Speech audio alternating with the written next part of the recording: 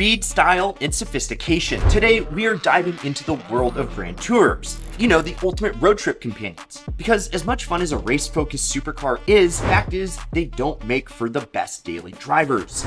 These beauties combine the performance and prestige of their true exotic counterparts, with the luxury and livability of a sports sedan. And guys, the best part, you can snag some of these high-end machines without breaking the bank. We've handpicked 5 stunning GTs that have gracefully depreciated to pennies on the dollar of what you pay new.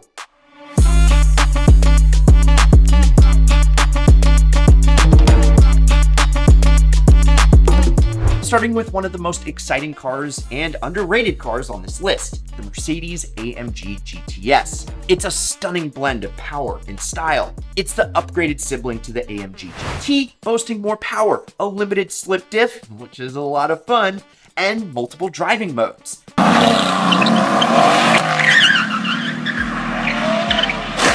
The 4-liter twin-turbo V8 is an absolute powerhouse, making the car capable of reaching 60 in just 3.7 seconds. So here we are for the GTS, and one of the most expensive ones to ever sell was this guy for 165,000, but you can actually pick him up for 65 grand, like this one that sold for 65. Yeah, it has 42,000 miles, but that thing hits so hard. Easily a 6-figure looking car, and these interiors are so freaking cool. Definitely on my short list on cars to own. Yes, the AMG GTS is just a no-brainer, if you got a brain, for a do-it-all sports car under 70K. It's perfectly behaved around town, totally comfortable blasting triple-digit speeds for hours on end, and an absolute freak in the sheets on the back road. It's powerful, handles extremely well, ridiculously comfortable, and best of all, huge value for money. Yes, the AMG GT was developed by Mercedes to take on the king of the grand touring capable sports car realm, the Porsche 911. So let's take a look at a Porsche 911, shall we? Since its debut at the 1965 Frankfurt Motor Show, the Targa has redefined the sports car genre, blurring the lines between a convertible and a coupe. Developed out of fear that US regulations would be banning traditional convertibles out of safety concerns that never actually panned out, it's a masterpiece of engineering, blending the thrill of open-air driving with the comfort and security of a hardtop. The 991 Targa 4S, in particular, is an absolute gem, with 2 engine choices depending on whether we're looking at an earlier 991.1 or the facelifted 991.2, the purest pleasing 3.8-liter flat 6, or the punchier 3-liter twin turbo, caters to everybody's tastes. I'm an NA guy, so let's take a look at the 991.1 Targa 4S's. And top of market, you're looking at cars around 125,000 bucks, but these are a steal of a deal for 62,000 bucks. Great color combo, white on black, and oh wait, red interior. Woo! I don't know if I could live with that, could you? But besides that, Targa for under 70 grand? I mean, this thing looks like a 6-figure Porsche, no doubt, except I would have to change the wheel color. That looks not great with the white wheels and white cone. I don't know why they did that. And that makes it a steal for Porsche aficionados when compared to MSRP new. And while, yeah, it weighs a bit more than a coupe and isn't quite as sharp, that pays dividends when you look at the proposition of driving one of these long distances. The Targa will happily crush hundreds of miles at a time without breaking a sweat. Plus, you can go topless. The Aston Martin DBS. It's a car that exudes elegance and power. It's the Grand Tourer that took over from the Vanquish S and made its mark between 2008 and 2012. Its big ol' V12 5.9 liter is a symphony of power, propelling the DBS to 60 in just 4.2 seconds. With prices being pennies on the dollar of what they were new, the DBS offers a blend of luxury and performance that few other cars can match. Plus, it's got cinematic legacy, thanks to its star-rolling Casino Royale, adding to its allure. While maintaining one of these cars, it's not going to be cheap. If you've got the means, it's hard to go wrong with a Bondmobile. These cars hit way above their price tag.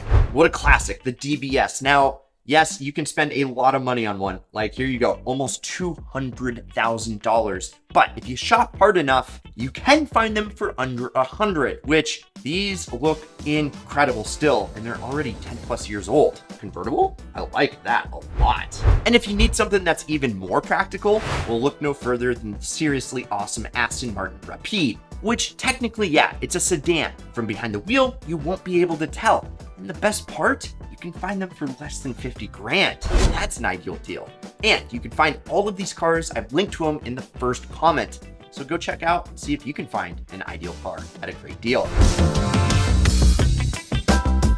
Okay, when this car was released, it was maybe unfairly labeled an entry-level Ferrari, because when it comes to Ferrari, the California is anything but basic. With a 4.3-liter V8 engine shared with the F430 and 458, it sprints to 60 in just 3.7 seconds thanks to its healthy 390 horses. And it makes some of the most heavenly sounds that you have ever heard. Nice. It's the first front-engine V8 and hardtop convertible from the prancing horse, making it a groundbreaking model. Inside, it's a haven of luxury, perfect for long drives and turning heads. The Ferrari California gets so much hate, and I just don't know why. This is such a budget baller Ferrari. And yeah, you can spend a lot of money, like check out this 70th anniversary edition that went for $417,000. God. But you can easily find them for under 100. In fact, here's a sinister black one that sold for 80 grand, only 27,000 miles. Man, that is such a good looking car for 80,000 bucks. Sign me up. I want a Ferrari. And the thing I love about the Californias is that it's actually a retractable hardtop. And so you can see here, it looks like a coupe, but then it's a convertible. Incredible. It is just pure Ferrari performance and attitude, but in a package designed to make you comfortable for the long haul. I actually really like these cars, and while repairs and maintenance will be undeniably pricey, truthfully, these cars have proven themselves to be pretty reliable. And pending a pre-purchase inspection, of course, I wouldn't hesitate to pick one up. Now it's time for a couple of honorable mentions. And these cars are on this list, well, because, well, let's just say they're not all that ideally reliable. But yeah, this whole list isn't really particularly full of dependable cars, but these are known to be, well, just on another level. And first up, we have the Jaguar XKR, which, if you can stomach the repair cost, just might be worth it. Its drop-dead gorgeous styling is almost enough to convince me to take the risk. Then you have the Bentley Continental GT, another big-bodied Brit that might actually not be as unreliable as you think. The problem, though, is that if and when something goes wrong, be prepared to spend all the money. I mean, it's a Bentley after all. And last, a car that I want to love so bad, it's the Maserati Gran Turismo. These cars are beautifully made and offer driving dynamics that are second to none in their class. Historically, Maseratis accrue more miles on the back of a tow truck than they do proceeding under their own power. Man, when they work, they are incredible. Check out the XKR for under 10, the Continental for under 30, or bet it all on the Maserati for under 20.